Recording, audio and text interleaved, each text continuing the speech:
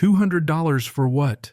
The letter shook in my hands as I read it again, standing in the kitchen with the scent of last night's coffee still lingering in the air, and my boots barely cleaned of the red clay I'd been trudging through all afternoon. I bought this land with a simple goal in mind: freedom, peace, 5 acres of air and sky, with nothing but a winding creek separating me from the mess of Meadowbrook's sprawling HOA. I'd checked every document, pored over plat maps in the courthouse basement, triple-checked every legal description, because honestly, I'd spent enough of my life penned in by other people's rules. I wanted out. No monthly meetings, no newsletters about mailbox height, no late-night squabbles over the color of my front porch light, just me and a stretch of wild grass I could call my own. But that afternoon, the world turned upside down with a single white envelope. No return address, just my name in crisp block letters that felt like a dare. When I tore it open, my gut said something was wrong before my eyes even finished scanning the page. Meadowbrook Neighborhood Association, the letterhead announced, as if those words alone were enough to make me fall in line. Below that address on Pine Valley Drive, deep in the HOA's heart, and every line of text screaming official business, right down to the logo that looked like it came off a high school yearbook CD-ROM, and a signature at the bottom with the faded smudge of a half-hearted digital scan. Not even real ink. But it was the message that made my blood pressure spike. Notice of payment due. $200 in neighborhood maintenance fees. Quarterly assessment. It would have almost been funny if it hadn't hit a nerve.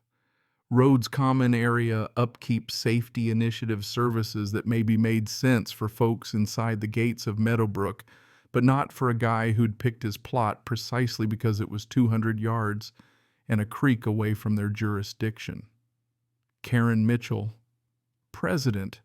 It read as if that title gave her the right to demand my money and my obedience.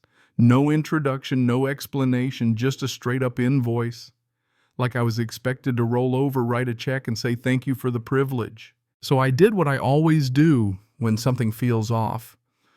I went to the kitchen, grabbed the manila property folder I kept with the rest of my life's paperwork, and started cross-referencing every detail.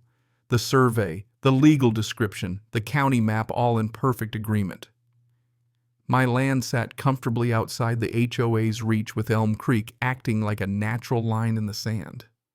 But here was Karen Mitchell acting as if my land was already hers to rule, billing me like I was some wayward tenant overdue on rent. At first, I was just confused. Was it possible for someone to be this wrong about a map? But the longer I looked at the letter, the less innocent it seemed. It wasn't a mistake. It was calculated, professional formatting, confident language, a dollar amount, just small enough to tempt most folks into paying rather than fighting. Someone had put real thought into this. They knew my name, my address, the lay of the land. They'd just decided I owed them, and that was that. Outside, thunder was getting louder.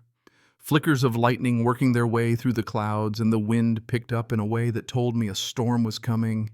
One in the sky, sure, but another one brewing right here on my front porch. And as I looked across my property toward the distant lights of Meadowbrook, I realized this wasn't just about $200. This was about principle. About someone thinking they could bully me with paperwork. About the basic idea that if you're going to ask for my money, you'd better have a damn good reason and the law on your side. Karen Mitchell didn't have either. The first raindrops started hitting the roof as I made a decision. One of those choices you feel deep in your bones, the kind that sets the tone for everything that comes next. I wasn't going to ignore this, and I sure as hell wasn't going to pay. If Karen Mitchell wanted to test whether I was the kind of man who'd cough up money just to avoid a hassle, she was about to find out she'd picked the wrong neighbor. I've been a freelance graphic designer for years, long enough to know the difference between real authority and somebody pretending to have power. I've seen every flavor of client who tries to skip out on a bill and every trick they use to try and weasel their way out of what they owe. But this was something new. The calculation behind it was obvious. This wasn't Karen's first rodeo. The letter was too polished, too bold for a first attempt. I had the sinking feeling she'd been running this operation for a while, billing people just outside the boundaries, counting on most folks paying up, rather than wading into a bureaucratic mess they didn't understand. And standing on my porch with the storm rolling in, I felt a kind of grim satisfaction. If Karen Mitchell thought she could scare me with fake paperwork and thinly veiled threats, she was about to meet her match. I moved out here to get away from that petty, suffocating HOA drama, and I'll be damned if I was going to let someone bring it to my doorstep through the mail. As the rain started coming down in earnest, drumming on the tin roof and splashing against the windows, I promised myself something simple. I was going to get to the bottom of this, figure out who exactly gave Karen Mitchell the right to bill me and how many others she'd tried to shake down with her bogus authority. I'd been tested before by clients, by city inspectors, by life in general, but nothing quite like this. Someone was betting that I'd go quietly. Someone was about to lose that bet in spectacular fashion. That night, as the storm really settled in, I sat at my kitchen table staring at that letter like it might reveal a secret if I looked at it long enough. The sound of rain on the roof, the occasional flash of lightning, the low rumble of thunder rolling across the fields, it all blended together, but my mind just kept circling back to one thing. What else was Karen Mitchell capable of? And how many folks had she already pulled into this mess? By morning, I'd barely slept, but I was clearer than ever on what I needed to do. First stop the county courthouse. The old brick building on Main looked tired but sturdy, the kind of place that's seen a century of small-town drama feuds and the quiet settling of scores over property lines and water rights. I got there early, boots echoing on tile passing under flickering lights. The records office clerk, gray hair, hard stare, probably seen more scams than I could dream up, pointed me toward the big plat map volumes without even asking why I was there. So I sat down with those heavy leather-bound books, the kind that smell like old paper and courthouse dust, and I went to work. Legal description, boundaries, lot markers, creek lines. I double-checked every inch. My parcel outside Meadowbrook, separated by Elm Creek and a swath of county land. The map confirmed everything I already knew. My breath finally eased a bit as I leaned back watching a contractor and a city planner arguing about drainage 3 tables down. You could always tell who was fighting for an inch of land and who was just there to file paperwork. But it was what I didn't find that raised my eyebrows. No association registered at the Pine Valley address, state business listings, nothing, DBA searches, nada. I even went through the microfilm checking for sneaky amendments sometimes. HOAs try to slide in new service areas or annexations and hide them in footnotes, but the only changes to Meadowbrook were fence setbacks and mailbox standards. No expansion, no authority over my land. I photocopied everything and stuck it in my folder, snapping photos with my phone like I was building a case for court, which honestly started to feel more likely by the minute. By 10:30, I was ready to go home and put this whole thing to bed, armed with enough paperwork to make a lawyer proud. Back at my place, I spread out the evidence on the kitchen table, sunlight creeping across the wood. Steam curled from my coffee cup, and I could hear my neighbor's rooster crowing from across the fields, life moving on as if some HOA wasn't trying to muscle in on my freedom. I started drafting a letter. Nothing fancy, just polite, steel point by point. Received your billing notice. Here's my plat map. Here's the county record. Here's my survey. My land isn't part of Meadowbrook. Please provide legal authority if you believe otherwise. Otherwise, any further communication will be considered harassment. I printed it out, clipped the official documents, and drove down to the post office where the clerk stamped it, certified, handed me a receipt, and sent it on its way. I tucked that slip of paper into my wallet next to my license, feeling like I'd finally shut the door on Karen Mitchell's nonsense. Yeah, I thought I'd handled it. I was wrong. 2 mornings later, I opened my mailbox, and there it was, a new white envelope. Same clean block letters, same lack of return address. My stomach twisted as I slid it open, half expecting an apology, but no. It was another demand, this time for a $150 community improvement assessment. Same fake logo, same scan signature. This one listed neighborhood safety patrols and beautification projects as the reason for the fee. It was absurd, like watching someone change the rules of a game every time they lost a round. But it didn't stop there. Saturday, I got a third letter this time for $75 road maintenance, increased rural traffic. By Tuesday, there was a fourth $100 for security patrols to protect all area residents. 4 letters, 4 fake fees, all in a week. I stood by the window one morning, coffee in hand, watching deer graze near the creek. Out there, nature just did its thing, no forms, no meetings, no bills. But behind me, my kitchen counter was now a tower of official-looking, utterly bogus paperwork, each more creative than the last. It was all too organized, too relentless to be a simple mistake. Someone was running a scheme, picking off property owners one at a time, hoping nobody would bother to check a map or read the fine print. I started making a map of my own Google Maps satellite view, dropping pins on every parcel near the HOA boundary. If I was getting these letters, odds were good my neighbors were too. This wasn't a misunderstanding, this was a racket. I wasn't just going to fight, I was going to map it. Then the next letter arrived, and this one was different. It was thicker, heavier, with a real logo, this time proper fonts, even a return address for Meadow Brook Neighborhood Association. The tone had shifted too, gone was the warm neighborly language. Now it was all legal threats and official board decisions. The letter claimed I owed $525 for required maintenance contributions, and if I didn't pay in 10 days, they'd file a property lien and refer the matter to legal counsel. But that wasn't the scariest part. Attached was a full-color map labeled Updated Meadowbrook Neighborhood Association Boundaries. Effective immediately. My property, once outside the line, was now squarely in the shaded service area, thanks to some creative digital boundary pushing. Lucky for me, I know my way around graphics software. I scanned the map, dug into the file's metadata, and found the smoking gun it had been created last Tuesday on a computer registered to Karen PC using Adobe Acrobat Pro. The source file, copied from the county's own GIS map, then doctored to move Elm Creek 300 yards east, swallowing up my land and a chunk of neighboring properties. Side by side with the real map, the forgery was obvious. Creek lines didn't match the actual topography, property lines didn't line up with legal descriptions, and the legend even had a vague disclaimer: approximate boundaries only not found on any real government document. It was amateur work, but dangerous all the same. The realization hit me: if Karen Mitchell was willing to forge government documents, this was bigger than a billing dispute. This was fraud, plain and simple. So I widened my search, I pulled up county tax rolls, started making calls, and within a few hours I'd found 8 other properties in the same limbo zone, too close to Meadowbrook for comfort, but officially outside. 5 of the owners admitted they'd received similar letters.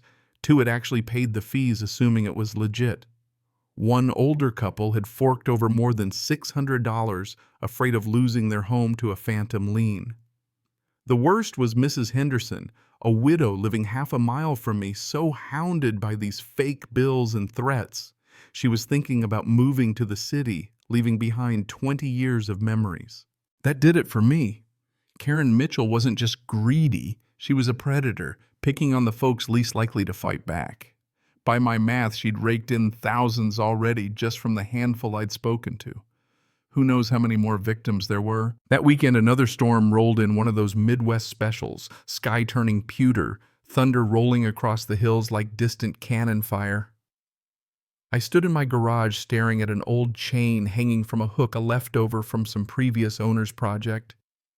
The way it swayed in the breeze, the metallic rattle. Something about it made my skin crawl. Because honestly, if Karen was forging documents, what else was she willing to do? The chain kept swinging in the wind, and for the first time I felt a chill that had nothing to do with the weather. I tried to sleep that night, but I kept thinking about Mrs. Henderson, about the folks who'd paid up just to avoid trouble, and about what might happen if someone like Karen decided paperwork wasn't enough. Dawn broke, cold and quiet dew still clinging to the grass as I stepped onto my porch. The usual dawn chorus was missing: no birds, no tractor engines in the distance, just silence broken only by the sound of my feet on the wood planks. I walked down to my gate, half awake in pajama pants and a t-shirt, expecting nothing out of the ordinary. But what I found there stopped me cold. A heavy industrial-grade chain looped through the gate, locked tight with a shiny new padlock and a laminated sign zip-tied right in the middle, property of Meadowbrook Neighborhood Association. Unauthorized access prohibited. My mouth went dry. The chain wasn't something you picked up at the hardware store for hanging a swing. It was the kind you use to anchor heavy equipment, a deliberate, unmistakable message. Fresh tire tracks cut through the mud way too wide for a regular pickup. I knelt down, checked the treads, commercial, all-terrain, still damp. Whoever had done this, they took their time. Even left a cigarette butt mashed into the dirt by the fence post. I took photos, every angle, tape measure for scale, even a short video with the date and time, then headed back inside, hands shaking. Evidence, I told myself. Always make a record. I stared at that lock, at that sign, at the evidence of someone trespassing in the dead of night. And for a moment, the metaphor was almost too on the nose. I'd moved here to escape control, and now someone had literally locked me inside my own land. I stood there for what felt like ages, just staring at the chain, and that ridiculous laminated sign, the anger boiling up in my chest till my hands shook. I mean, who the hell did they think they were? This wasn't some neighborhood spat about barking dogs or ugly Christmas inflatables. This was my home, my property. 5 acres I'd busted my back to pay for, land I'd watched turn from weeds to wildflowers, sunrise to sunset, now padlocked like I was a trespasser in my own life. And it wasn't just the chain, it was the message behind it. Unauthorized access prohibited. By whose authority? Not the county, not the law. Just some self-appointed queen with a fake title and a printer so sure of herself she thought nobody would push back. Well, maybe she was right about most folks, but she'd messed with the wrong guy. First thing I did was call the sheriff's department, anger making my voice shake as I explained what happened. The dispatcher was polite enough, but when the deputy finally showed up, a heavy-set man in his 50s, sunburnt boots caked in mud, he looked at the chain like it was just a piece of farm equipment, nothing special. "I hear you," he said in that slow, measured voice cops use when they've already decided how the story ends. "But if this is a dispute with a homeowner association, it's civil, not criminal. We step in when there's an immediate threat or clear damage." "They locked me in," I said, heat rising in my voice, pointing at the gate. "On my land. That's trespass at the very least." He shrugged, glanced at the zip-tied sign, handed me his card. "Best I can tell, you get a locksmith document. Everything, keep the paperwork. If it escalates, call us again. But for now, my hands are tied." I wrote the incident time on the back of his card, while he watched pen steadying my hand more than any cup of coffee could. As his cruiser disappeared down the road, I felt a cold, hollow space open up inside me, the kind that only grows when you realize the law isn't on your side, not today. The chain was more than metal. It was a message. If I wanted to fight this, I'd have to do it myself. I was pissed, but I was also practical. Calling a locksmith meant dropping $300, and honestly, it wouldn't stop Karen Mitchell from locking me out again next week. Calling her directly, like admitting she had any kind of legitimate power, not a chance. No, if I was going to solve this, I was going to do it my way. I was waiting in the hardware store parking lot when they opened, rain still dripping from the gutters. The fluorescent lights inside buzzed over shelves of tools and seed packets. I rented the biggest angle grinder they had bought, extra cut-off wheels, contractor-grade extension cord, and a full-face shield. The rental clerk looked me up and down, saw the storm in my eyes, and handed over the gear without a word, just tapping the visor. "Sparks don't care how right you are. Wear this." I got home plugged in. The grinder, walked down to the gate, and got to work. The first kiss of steel on steel sent a spray of sparks that hissed through the morning air, bright as fireworks, hot on my boots, sharp in my nose. The lock shrieked as the wheel bit in orange and white fragments spinning across the gravel. My hands were steady, sweat running down my spine, even in the cool dawn. The sound echoed off the fields, and somewhere out there the neighbors' dogs went wild. It took less than a minute. When the lock finally broke, the chain dropped to the dirt with a heavy thunk that felt like freedom. I kicked the gate open and just stood there for a second, breathing in the smell of cut metal and wet grass. The anger faded, replaced by something deeper resolve. Because I knew, even as I tossed the broken chain in the back of my truck, that Karen Mitchell wasn't done. This wasn't the end. It was barely the opening round. The next 2 days, I became obsessed installing cameras everywhere. Trail cams, motion sensors, digital recorders, cabling hidden along fence posts and trees, the whole place wired up till it looked like I was running a wildlife documentary.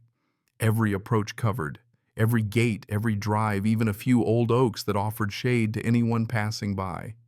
My living room turned into mission control monitor, flickering with feeds, hard drives stacking up on the side table. This was no longer just about my land.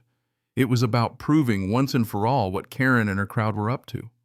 If they came back, I'd have every second on tape. No more he said, she said. No more civil, not criminal. If the law wanted paper, I'd bury them in it. The knock on my door came at 7 the next morning, sharp, deliberate, the kind that rattles the glass. I was still in pajama pants, hair sticking up like a scarecrow, coffee halfway to my lips. Through the window, I spotted a man in a cheap suit briefcase in one hand, clipboard in the other. The classic process server look. "You Peter Davidson?" he asked, glancing at his clipboard. "Yeah, that's me." He handed over a thick manila envelope. "You're being served." His shoes squeaked as he hurried off the porch, never once meeting my eyes. He was gone before I even tore open the envelope. Inside, a summons. Meadowbrook Neighborhood Association versus Peter Davidson. Official court letterhead, bold-type legal citations, $525 in fees, $300 in attorney costs, $200 in admin expenses, total $1,025, and a command to appear in district court before Judge William Patterson in 30 days or face default judgment and penalties. My hands shook, but not with fear, with rage. This was a whole new level. Karen Mitchell was trying to use the courts themselves to muscle me into paying up. She'd moved from fake maps to fake lawsuits. I looked up Judge William Patterson. Sure enough, the man had served for decades. Problem was, he'd passed away 3 years ago. Obituary photos, memorial fund, no way he was signing new court orders. The law firm listed on the letterhead Hawthorne Mitchell and Associates address led to a shuttered florist shop. The number rang to a disconnected voicemail. The signature at the bottom, Robert J. Hawthorne. A quick search turned up the exact same signature on a novelty site for theater props. I printed out everything, highlighted differences, dug into the metadata on the document. Same mistakes as the fake map. Karen PC Adobe Acrobat Pro created just days before. Printer tracking dots. Yep, matched the printer at the Pine Valley address. I called the county clerk. No case on file. No lawyer by that name. Judge Patterson gone for years. It was all smoke and mirrors, all fraud, only now it was criminal. I spent the next morning building a case, screenshots and paper trails, everything in a binder thick enough to break a toe. By noon, I was sitting in Detective Mill's office, his eyes growing more serious with every page he flipped. "This is fraud, forgery, criminal impersonation," he said finally. "The fake summons alone is a felony." I told him everything, first letter to chained gate to forged lawsuit. He took detailed notes, gave me his card, and told me to save every scrap of evidence. "Don't respond to anything else she sends," he said. "We've got enough to file serious charges.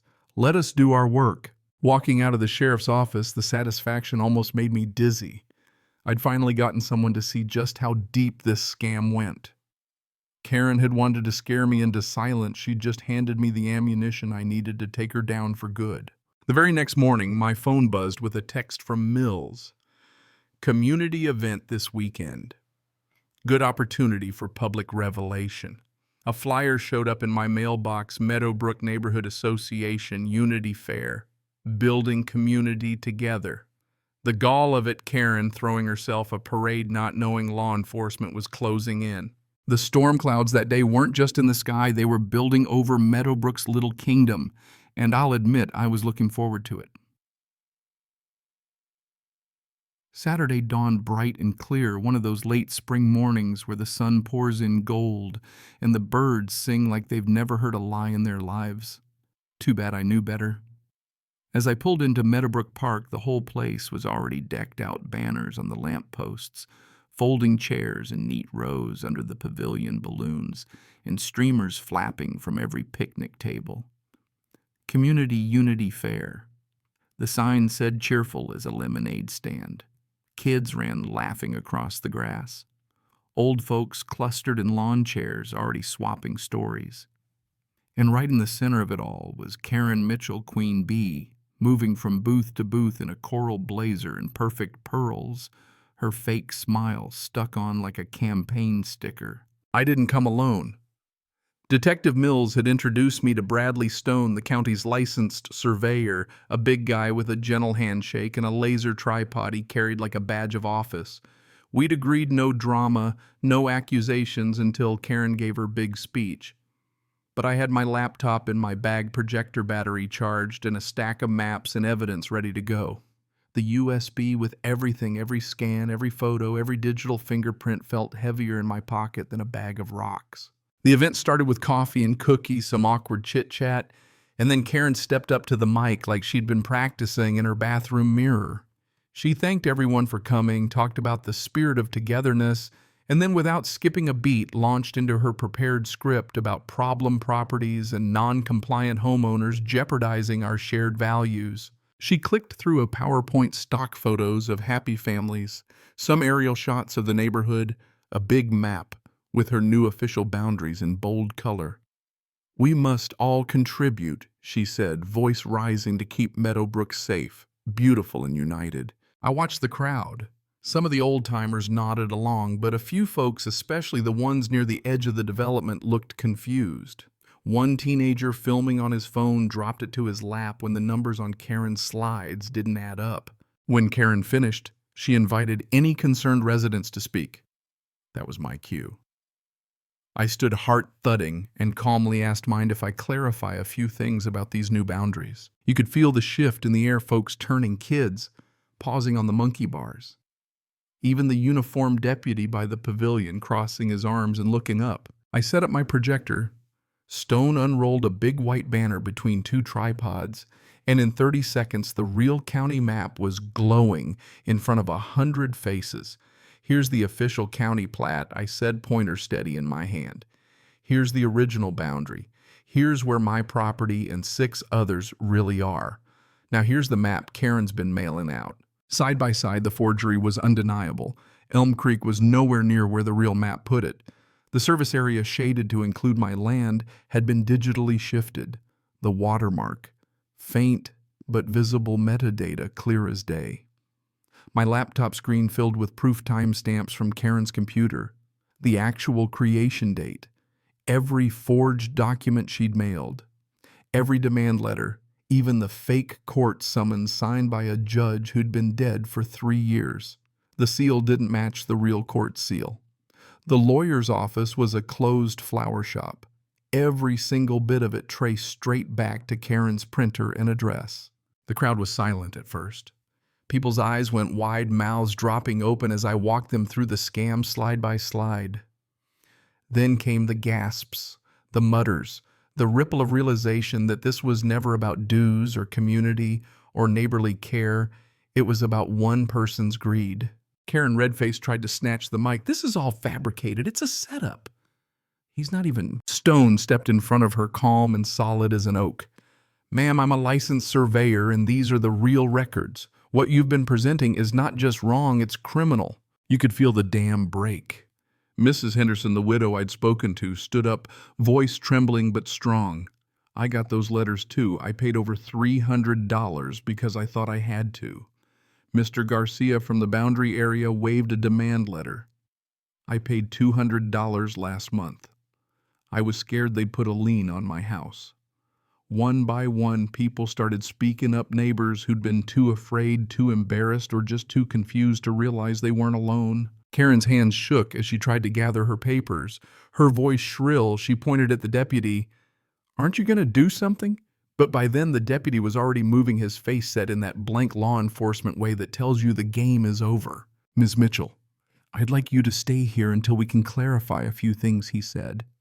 Karen looked around, but nobody came to her rescue. She tried to bolt for her white SUV, but the crowd parted like the Red Sea, every eye on her. In that moment, her empire collapsed. The props, the printed flyers, even the expensive coffee urn she'd borrowed from the church kitchen, all of it looked cheap and desperate under the morning sun. The community she'd manipulated for months was finally seeing her for what she was, a fraud, plain and simple.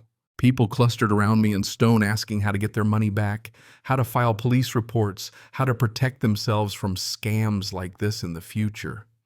For the first time, neighbors who'd never said more than hello were swapping phone numbers, comparing letters, promising to watch out for each other. I stepped back, breath finally coming easy, and caught Detective Mill's nod from the shade. He'd been there the whole time, quietly taking notes. I knew right then that Karen's days of fake power were finished. 2 weeks after that dramatic Saturday, the Meadowbrook Community Center was packed to the rafters. A different kind of gathering, and the mood was nothing like the fake Unity Fair. This was about cleaning house and starting over. There was no sign of Karen Mitchell, not a text, not a call, not even a rumor. She'd become a ghost overnight, her authority gone as quick as you could sweep up a coffee spill. Instead, you had folks who'd barely spoken before sitting side by side, flipping through stacks of real legal documents, bylaws, articles of incorporation, county statutes, everything Karen had faked now finally in the hands of people who cared about doing it right. At the front sat Mrs. Angela Foster, retired schoolteacher, glasses on her nose, legal pad full of bullet points, and a calm that could quiet a room full of sugar-crazed kids. She'd been voted interim president unanimous. Not because she wanted power, but because people trusted her. She'd taught half the kids in the neighborhood how to read, and she ran the meetings like a pro. The agenda was clear. Establish a real budget based on what things actually cost. Figure out how to make the community safer and fairer, and most of all, make sure no one ever had the chance to run another scam like Karen's again. Mrs. Foster had spent days on the phone with a lawyer who specialized in HOAs, so every proposal, every vote was above board and properly documented. People compared notes, swapped stories about the letters they'd gotten added up, just how much had been stolen. Some folks like Mrs. Henderson and Mr. Garcia had paid hundreds, sometimes more. Early estimates put the total loss at over $8,000, spread across at least 20 households. The room buzzed with a weird mix of relief and anger, people half laughing, half fuming over just how thoroughly they'd been tricked. Right in the middle of Mrs. Foster's update, there was a knock at the door, a sharp official knock that cut through the chatter. In walked a woman in a dark business suit, badge gleaming at her belt, a file folder tucked under her arm. She introduced herself as Assistant District Attorney Jennifer Thompson. The whole place went still as she explained that the investigation into Karen Mitchell was complete, indictments had been issued, and an arrest was imminent. Everyone was still taking that in when a commotion at the parking lot windows turned every head. Karen Mitchell in her white SUV stormed up to the double doors, flung them open, and marched in as if she still owned the place. She didn't even notice the ADA or the deputy standing near the fire exit. "I demand to reclaim my rightful position as president of this association," she snapped, voice trembling with self-righteousness. Nobody moved. Mrs. Foster put down her pen. ADA Thompson didn't even blink. She just nodded at the deputy, who walked over, calm as you please. "Karen Mitchell, you're under arrest for fraud, forgery, and criminal impersonation." The whole room watched as the handcuffs clicked shut.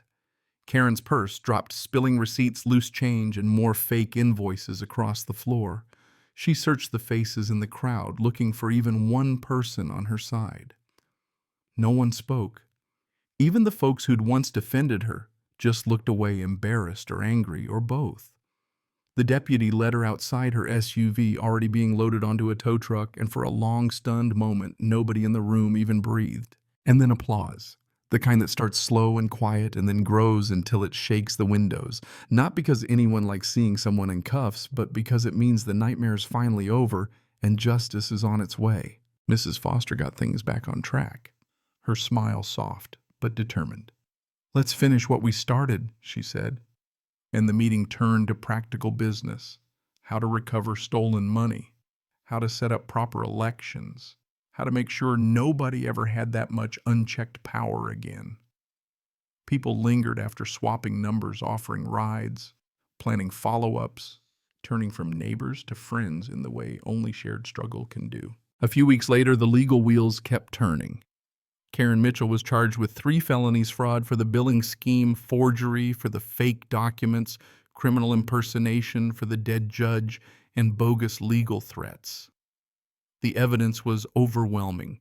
Digital trails, financial records, testimony from nearly a dozen victims.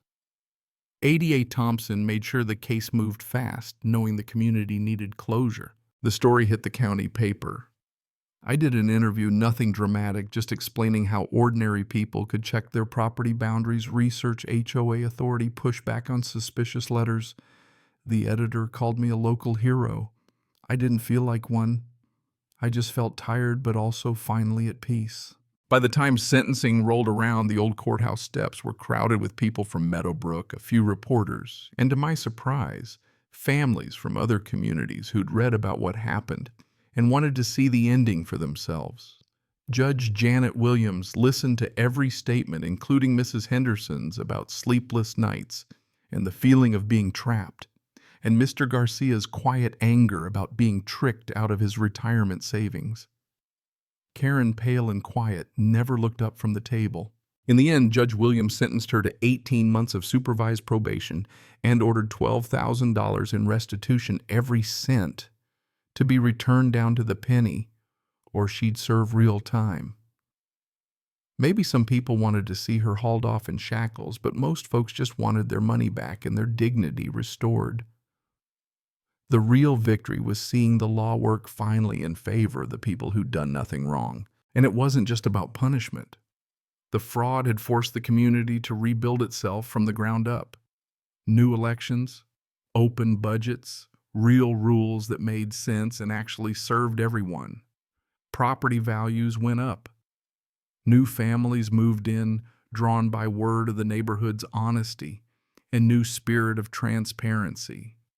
The HOA, now legitimate and open, became something people actually trusted instead of fearing it like a pack of wolves at the edge of the woods. As for me, well, my role changed too. After the paper ran its story, my phone rang off the hook. Folks from all over the county wanted advice: how to check boundaries, how to spot scams, how to fight back against bogus authority. I realized after the 100th call that there was a bigger need than just one community's healing. So I took the old barn on my property, the one with the leaking roof and the faded red paint, and turned it into something new, the Rural Property Rights Information Center. The sign out front said it all: know your rights, protect your land. We kept the operation small, me, a couple of retired neighbors, the local surveyor volunteering his time. We offered free document reviews, referrals to real attorneys, and Saturday classes on reading plats and researching HOA bylaws. We even posted our monthly budget on a corkboard in the entryway: donations, only cash or stamps, no fees. It felt right somehow to turn Karen's fraud into a force for good. That old chain that once locked my gate, I hung it on the wall, a brass plate underneath. When documents become weapons, know your rights. The people who came through those doors weren't just neighbors anymore. They were community, helping each other keep what they'd worked so hard to build. Sometimes I'd see Mrs. Henderson and Mr. Garcia talking in the shade by the barn, comparing new scam letters, laughing now instead of worrying. Bradley Stone would show a group of high schoolers how to run a boundary line, and Mrs. Foster would bring her grandkids over for cookies and legal talk, her idea of a good Saturday. And on quiet evenings when the sun set over Elm Creek and the cicadas started their song, I'd sit on my porch with a glass of sweet tea, watching the barn lights glow, knowing that sometimes the worst storms leave the land cleaner, the roots stronger, and the people just a little closer than they were before.